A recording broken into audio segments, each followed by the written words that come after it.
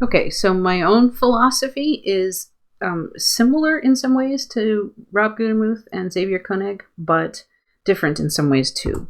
So I've done many different things to find young stars. I've looked for UV excess. I've done lots of work looking for IR excess. I've used both Xavier's and Rob's approaches, plus my own thing that I designed. I've used lots of X-rays to find young stars. We don't have any X-ray data in IC417. I've used variability to identify young stars. We could do that if we choose to incorporate the ZTF data in this region. I've used emission lines to find young stars, mostly H-alpha. I've done some calcium work. We have some H-alpha work. I've used spatial location on the sky to find young stars. We're going to be doing some of that. I've used space motion to find young stars. That's a little harder. Gaia is making it somewhat easier, but Gaia data can still be very complicated. It's not necessarily a end-all, be-all. And just as a general philosophy, I tend to want to use everything I can. So if I have IRAC, I use IRAC. If I have Ys, I use Ys. If I have IRAC and 2MeS and Ys, let's use them all. Make SEDs, look at color magnitude diagrams and color diagrams, use distances when we can, but then you have to worry about, because Gaia isn't always right, lots of things to worry about.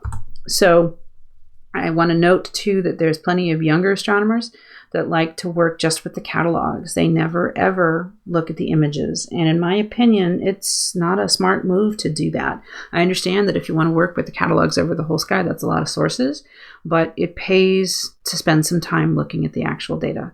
There's an actual published papers that claims a new discovery of bright Y sources. They're not a new source. They're just saturated Y sources.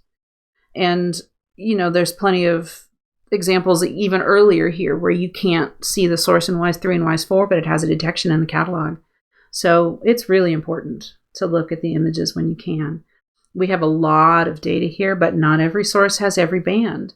There are plenty of astronomers that like to make rigorous statistical cuts, and they don't like spending lots of time on each star. So in order for them to work with it, they require that all sources have all detections at all bands. And sure, that works, but then you end up throwing a lot of faint sources away, and sometimes the faint sources are interesting. So, that's just how my approach is different.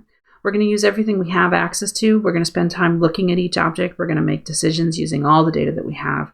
We're going to look at sources and images. We're going to make SEDs, and we're going to make color magnitude and color diagrams. So specifically in the context of IC417, Koenig's method has already been done here by the 2015 NITARP team, so we're going to take those results. Gudemuth's method can't apply here because we don't have 4 IRAC bands. We have a lot more optical data than we did in 2015, so we're going to have lots more optical data to include. And we're going to explore what we can find based on all the data we have. We're going to start with the nebula stream.